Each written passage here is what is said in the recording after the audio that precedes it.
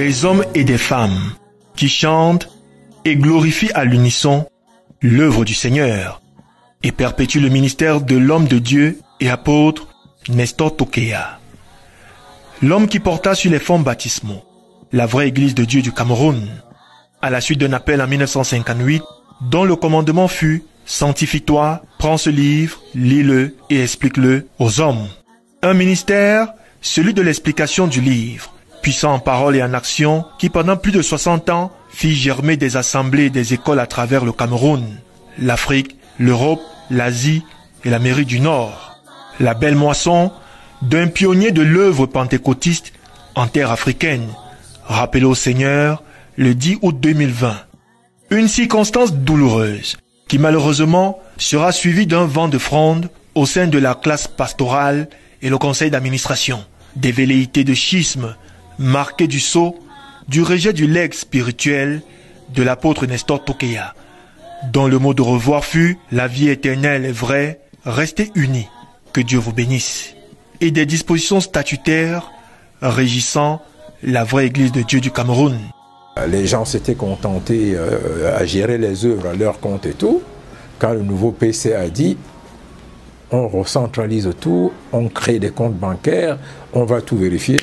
Alors, ce clan-là, je dis bien c'est un clan, c'est une poignée d'individus, ils ont estimé qu'ils pouvaient manipuler les institutions, la justice et tout, l'administration publique, mais ils sont en train d'échouer. Disciple émérite de l'apôtre Tokeya Nestor et successeur légal, le nouveau président du conseil d'administration témoigne de l'œuvre du malin au sein de l'Église. Lorsque l'homme de Dieu décède le 10 août 2020, il était question qu'on puisse, selon le statut, trouver un remplaçant à ce poste vacant. Le statut prévoit que lorsqu'il y a vacance de poste constatée, le PCA doit être remplacé à l'issue d'une assemblée générale extraordinaire organisée 6 mois après une période d'intérim dirigée par le secrétaire général. C'est ce qui a été fait. Donc cette assemblée générale extraordinaire a eu lieu le 13 février 2021 à Mombo. À l'issue de cette assemblée générale qui a connu la présence du sous-préfet de Mombo et des autorités de la localité, à l'issue de cette assemblée générale, j'ai été choisi comme le PCA de la vraie Église de Dieu du Cameroun. Et depuis lors, nous avons eu à travailler jusqu'à mon premier conseil d'administration organisé le 3 juillet 2021 avec la présence de tous les pasteurs et tous les membres du conseil d'administration et les directeurs. Nous avons eu des difficultés dans la vraie Église de Dieu parce que dès lors, après cette assemblée générale, ce conseil d'administration qui avait tracé un peu les sillons des activités que nous devons faire dans les prochains jours, il y a une fronde qui s'est soulevée. D'abord des personnes qui se sont levées pour essayer de faire un sabotage à ma personne, disant, je ne sais pas, de sorcellerie, de ceci, de l'autre, tout ça, jusqu'à insulter la mémoire de l'homme de Dieu. Quand cette campagne n'a pas marché, nous avons connu la fronde de tous ceux-là qui avaient des intérêts, c'est-à-dire ceux-là qui géraient les comptes de l'Église. Puis il était question que l'on puisse ouvrir les comptes au nom de la vraie Église de Dieu du Cameroun. Jusqu'alors, il faut le préciser, jusqu'alors, la vraie Église de Dieu du Cameroun n'avait pas de compte bancaire en son nom. Tout l'argent de l'Église était, n'est-ce pas, stocké dans les comptes individuels des personnes. Donc il était nécessaire, donc nous avons vu au conseil d'administration qu'il fallait ouvrir des comptes impersonnels au nom de la vraie Église de Dieu du Cameroun. Voilà là où le problème a commencé, et au point où ceux-là qui ont été signataires de cette assemblée générale ont commencé à remettre en question leur signature, ont commencé à dire qu'il n'y a pas eu l'assemblée générale ou bien qu'ils ne reconnaissent pas le PCA. Et malheureusement, la situation a perduré jusqu'à aujourd'hui, où nous sommes traînés dans les tribunaux, parce que, ayant signé le procès verbal de l'Assemblée générale, les mêmes personnes ont signé un deuxième procès verbal avec des informations différentes, signé par la même personne et déposé au MINAT. Et cela a conduit le MINAT à refuser de prendre acte d'un quelconque bureau il faut leur dire qu'ici il y a eu l'amalgame parce qu'en principe, le secrétaire général dans sa lettre de transmission n'avait pas signalé au MINAT qu'il y avait un changement de bureau. Mais statutairement, il y a eu un changement intervenu au niveau de la présidente du conseil d'administration. Nous avons reçu la lettre du MINAT le 29 novembre 2021 qui disait que le MINAT ne prend pas acte d'un quelconque changement de bureau et que ceux qui ne sont pas d'accord peuvent rester en justice. Et c'est ce qu'ils ont fait à partir du 6 janvier 2023. Et nous, aujourd'hui, nous sommes au tribunal et à la cour d'appel pour attendre la solution juridique. Ce mauvais vent ne soufflera pas seulement au sommet de l'Église. Le venin de la division va également se répandre au sein de certaines assemblées et parmi les fidèles. Illustration dans le département de la Sanaga-Maritime, région du littoral. Tensions et scellés sont démises à l'assemblée de Missolé. Tu dis maintenant comme nous châtons l'église, nous n'avons pas qualité d'entrer à l'église, une grand-mère comme toi, tu fermes l'église aux enfants, à tes petits-fils, sinon moi je vais te parler. Tu fermes l'église aux petits-enfants. Tu fermes l'église à ma maman, que c'est vous qui l'avez donné la parole. C'est vous, l'âme de ma maman va aller où? C'est vous qui avez donné la parole à ma maman, elle a accepté Dieu. Maintenant vous fermez l'église, vous la poussez dehors. Qu'elle aille où, ma Véro? Ma Véro, je suis en train de te poser la question. Mais le désordre que nous souffrons dans ce département vient de Niala, par un certain Samson qui a pris sur lui d'envoyer un certain Ekanko qui était élève stagiaire à Tiko et qui est parti de Tiko, de l'école Bibi de Tiko pour continuer son stage à Niala.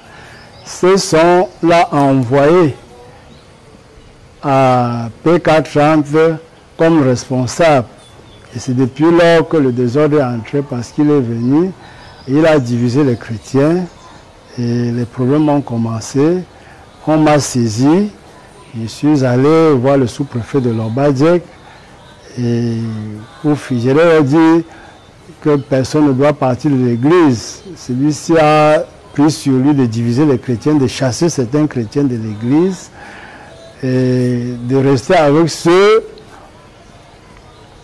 qui sont pour lui, si je peux dire comme ça, ceux qui sont pour lui et ceux qui veulent suivre la doctrine que l'apôtre Nestor a laissée. Alors on doit les chasser de l'église et ceux qui veulent suivre la nouvelle doctrine qu'ils apportent, ce sont eux qui devaient rester à l'église.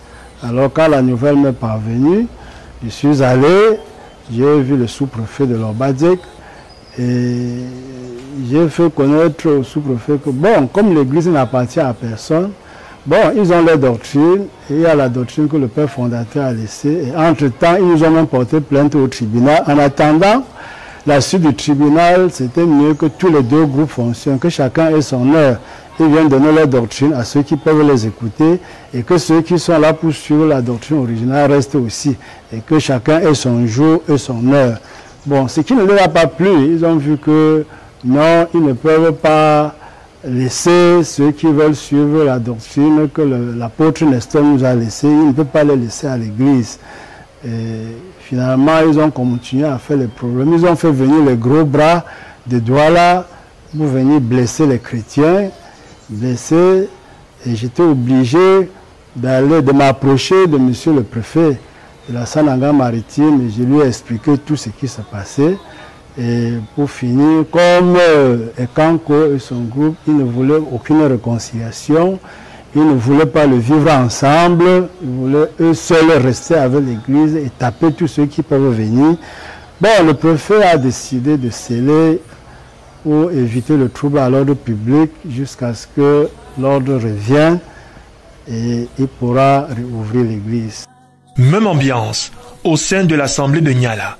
Situé au 3e arrondissement de la cité capitale économique Douala, scellé aux portes et risque de rixes entre membres de la communauté.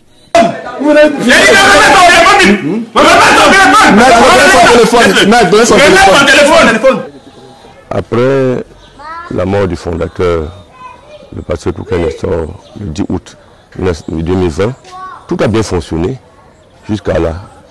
l'échec de la grande convention de 2021. À l'issue de cet échec, nous avons organisé une réunion ici des serviteurs et des pasteurs pour voir la situation de la crise. Et le pasteur qui était responsable sur place n'a pas pu adhérer à nos idées parce que l'église était presque fractionnée en deux. Et le culte du 1er janvier 2022 a été fait dans deux camps différents. C'est depuis lors qu'il y a la crise dans le camp d'Ignala. Et ça s'est aggravé le 23 avril 2023 où il y a eu une bagarre violente avec des échauffourées, la police est intervenue. Et je crois que le dernier mouvement qui a fait, c'est l'église, je crois que c'est au mois de juillet, qui a toujours des personnes qui se lèvent pour s'opposer et ils ont toujours des actions violentes avec un groupe d'individus. On ne sait pas pourquoi, mais il est question du leadership. Pour être simple et clair, il est question du leadership. Qui va diriger, qui va être en tête, qui va diriger quoi. Alors, nous connaissons que depuis le 13 février 2021, il y a un PCA qui est en cours. Et en novembre 2021, le ministre a demandé de choisir soit la réconciliation, soit aller en justice. Et ceux qui se disent dissidents ont choisi, et ont refusé la voie de la réconciliation, ont choisi plutôt la voie de la justice. Nous avons des problèmes avec notre ancien leader, M. L'Aspirançon. Il nous a beaucoup maltraité, il n'a pas l'amour des brebis. Ce qui a fait qu'en 2021, décembre, nous puissions dire que nous ne pouvons plus l'accepter comme notre dirigeant. Nous sommes séparés et ce qui a amené les scellés, on a scellé cette assemblée le 24 avril 2023. Il y a eu quelques personnes qui nourrissaient, n'est-ce pas, l'envie de diriger l'Église, même sans qualité. Et la convention d'après le décès de l'homme de Dieu, c'était la convention de décembre 2020, qui apparemment s'est bien déroulée, parce que les ardeurs n'étaient pas encore très poussées. À l'issue de cette assemblée générale, un PCA a été désigné de manière unanime. Tout le monde a acclamé. Et la personne désignée était le révérend pasteur Chana Chami Danse Landry. Et le PAG, le président de l'Assemblée générale, c'était le pasteur Abatendengue François, qui a lui-même proclamé la désignation du PCA en la personne du pasteur Chana. Tout le monde était content. Il y a eu des pasteurs qui ont élevé la voix pour prier, pour remercier Dieu. Il y a eu des interviews. Le sous-préfet de Mombo, l'actuel même, il est encore en place, vous pouvez le contacter, était présent. Il a suivi des travaux de bout en bout. On a interviewé certaines personnes. Mais quelques mois après, nous sommes surpris que certains mécontents, je vais dire ça comme ça, certains rebelles ont commencé à dire qu'ils sont trompés. On n'aurait pas dû choisir le révérend Chana comme PCA. Mais nous leur avons dit non. Vous ne pouvez pas choisir quelqu'un et venir dire que vous êtes trompé. Nos textes lui donnent 2 ans d'intérim. Après les 2 ans, si il n'y a pas eu l'approbation de Dieu, comme les définit nos textes, vous pouvez en ce moment-là organiser notre assemblée générale pour le choix d'un autre PCA. Mais en l'état, la personne choisie, c'est bien le pasteur Chana. Vous ne pouvez pas vous prévaloir de votre propre turpitude. Si vous estimez que vous n'avez pas bien choisi, bon, mais supportez les 2 ans passés et on verra. Alors, ces dissidents-là, à la tête desquels le révérend Abaté, le délégué pastoral Ateba Jean-Marie, Nkwanye Bonaventure, c'est toute une petite équipe là. C'est un groupuscule de mécontents, on va dire comme ça, se réclamant des 2/3 du conseil d'administration.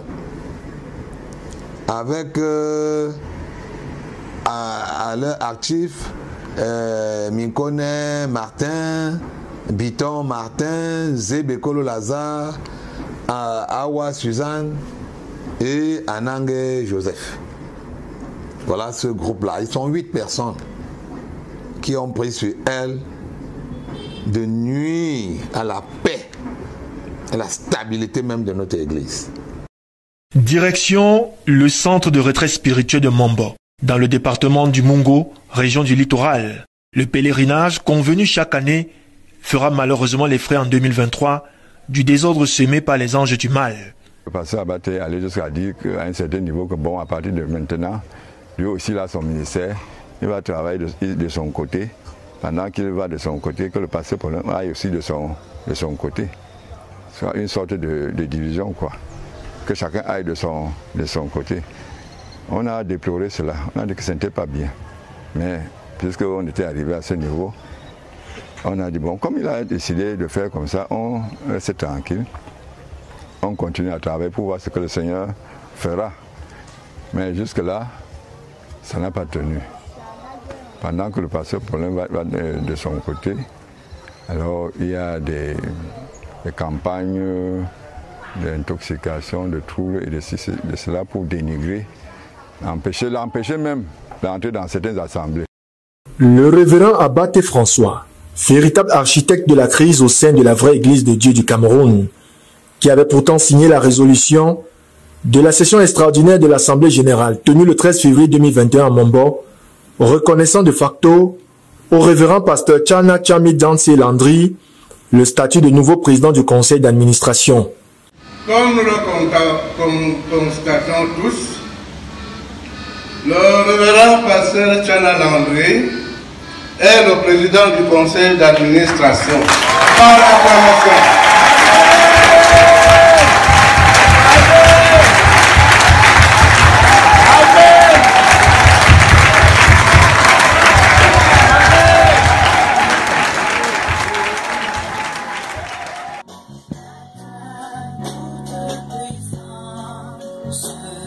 Un adoubement paradoxalement suivi d'une volte-face et une production de fausses déclarations que seule l'œuvre du malin peut motiver.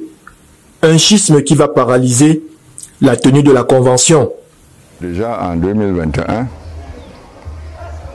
la convention n'a pas eu lieu en tant que telle. C'était toujours assez dissentiment entre les deux responsables. Et en 2022, par la grâce de Dieu, la convention a eu lieu, tenue par le pasteur Paulin Tchana. Et après cette convention 2022, nous avons eu, malgré l'intervention et l'interdiction du préfet de Mungo, après cette convention, nous avons eu une note du préfet de Mungo qui disait qu'on ne doit plus tenir de convention à Mombo jusqu'à nouvel ordre. Point d'orgue. À la suite de cette interdiction préfectorale, l'irruption dans l'enceinte du camp conventionnel de Mombo des forces de sécurité lors des assises prévues du 22 au 25 décembre 2023. Une intrusion qui visait à déloger les fidèles venus de divers horizons pour la retraite spirituelle, qui iront finalement se renier dans la localité de Loum. Une véritable intrusion musclée de policiers, gendarmes et militaires, marquée par des actes de saccage sur les installations et de la violence sur les congressistes.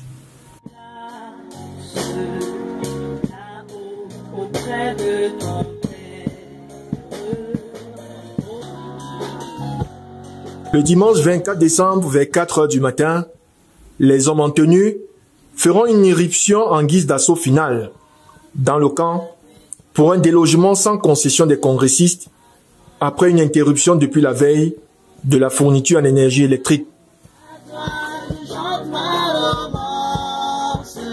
Malgré ce front de dissidence, la majorité des fidèles de la vraie Église de Dieu du Cameroun a fait le choix de poursuivre l'œuvre du ministère de l'explication du livre, à eux légué par l'apôtre Nestor Tokeya. Un ministère dignement placé sous l'égide d'un nouveau berger, le révérend pasteur Landry Tchana, auréolé de son statut de président du conseil d'administration, dont les valeurs, humanisme et dynamisme, à l'instar de son illustre dévancier, suscitent admiration et donc adhésion d'une majorité écrasante des fidèles. Nous l'avons connu au pied de son père, étant élève au secondaire de temps en temps. J'étais amené à venir retrouver le patriarche et c'est là que j'ai connu le pasteur. On l'appelait Pasto, étant jeune, au lycée de Bafoussam, quand il le faisait, je crois, la classe de seconde, et ça faisait des amitiés et puis des enfants autour du père. Donc devenu PCA après la mort du père, avec tant de bouleversements, de soulèvements et d'opposition et tout cela, nous aimons beaucoup plus son tempérament. C'est un homme calme, posé et qui ne parle pas beaucoup et qui dit des choses là où elles doivent être dites et il travaille beaucoup. Il a beaucoup d'initiatives.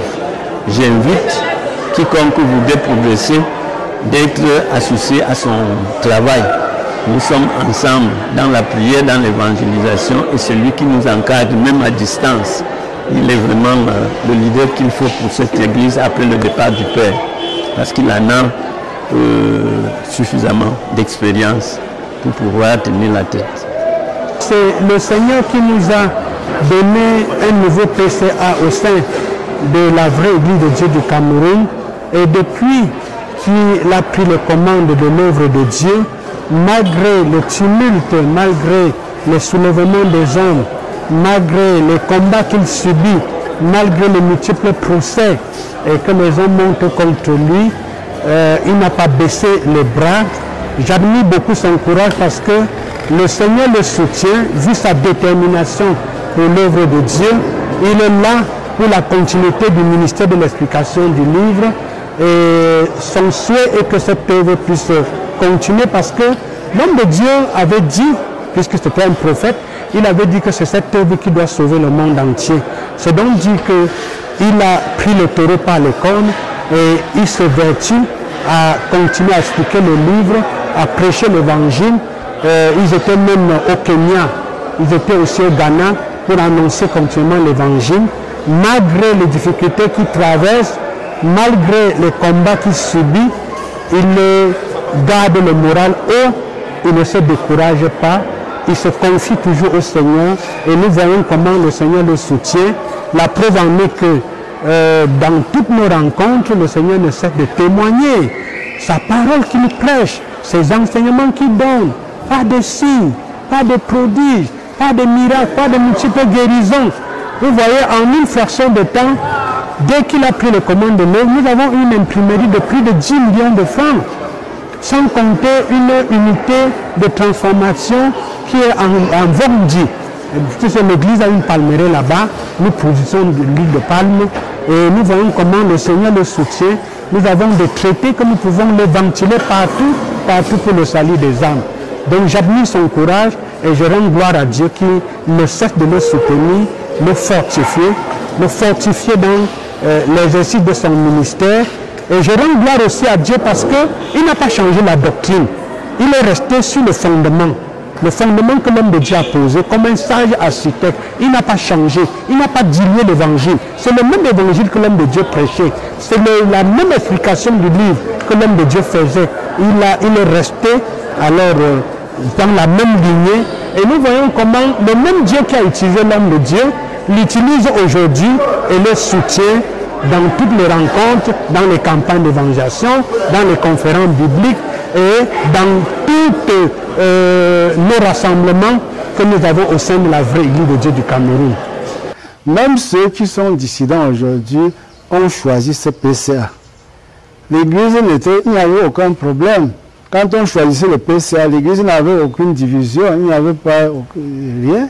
eux-mêmes, ils ont choisi, leur signature figure dans le procès-verbaux de l'Assemblée générale de 2021. C'est nous tous, dans l'ensemble, qui avions choisi le révérend pasteur Tchana Tchani Landry comme nouveau PCA en remplacement de l'apôtre Nestor décédé.